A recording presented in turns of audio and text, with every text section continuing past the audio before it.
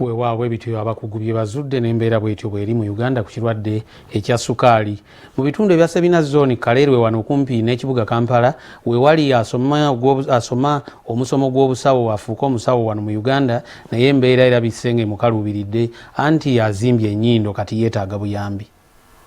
Akyalina obulamu olina okwebaza Katonda kubanga bangi bali mu mbeera mbi, endwadde zibaluma, bali mu malwaliro ate nga tebamanyi nti oba n'endwadde ezo banaasobola okuzisimattuka.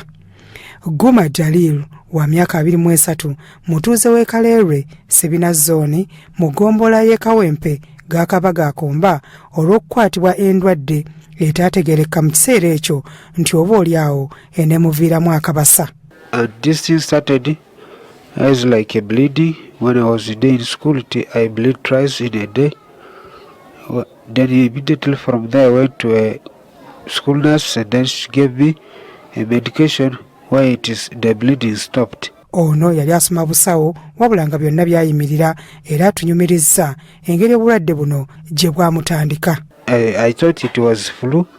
I took a Piriton. I thought it may end, but I wait 2 weeks, it never ends. Then I went to a clinic where they assisted me with amoxicillin and metro.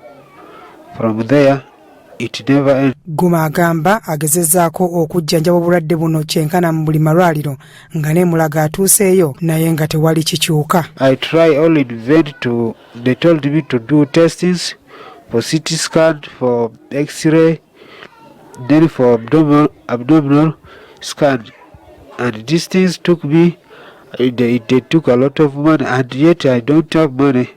With all these money, all my students, my fellow students are the ones helping me. Mu budde buno takyalina kyasobola kukola bakyusa mukyuse era nnyina agikozzaamu yamuliko.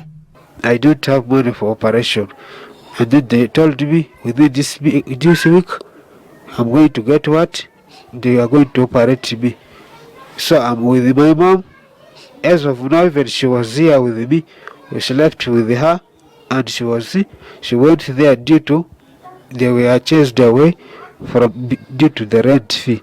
Wabula ne banne be yali asoma nabo atutegeezezza nti bagezezzaako okumujjanjaba naye nga nabo embeera ebasobedde. Can help me in order for me to get back into my normal state, because currently now, as I'm speaking now, I can only use my mouth, and as well as in this process, I need to talk, I need to breathe, and if you use the only mouth, how can you manage such a kind of things? Maama wa Guma agikozzaamu aliko byatubuulidde ku ndwadde ya mutabani we. Kati omwana mulwadde engenda leero omwana mu ddwaliro, sente zikozesa ku mudwaliro bakono gobe yabuyamba kati siina abaana bali bagenze ku ssomero wano ayagala ki mudwaliro ddagala kati ku nyumba bagobenze yeyo kati nze libubi nnyo abamami Museveni yalabenze ku TV ayamba omwana wange. Mu budde buno ensimbi ez'obujjanjabi ez'okulya tebaziina kyokka ng'embeera eyongera kubatabukira.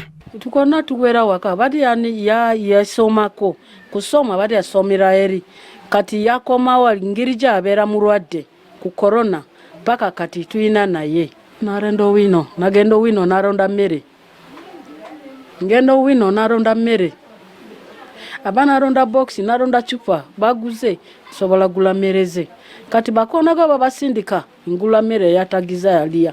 Nabakoza Aisha naye mujjanjabi wa Guma aliko byategeezeza ku bulwadde buno. Omukadde mulwadde naye kennyini mulwadde wa ania mulwadde wa pressure ebibye yabitadde ebbali n'asalawo n'asooka jjanjaba omwana we naye amujjanjabi atya nga yeetaaga kulongoosebwa wakukyusa maama we n'amukyusa n'amutuuzaako kati essaawa zino takyalya.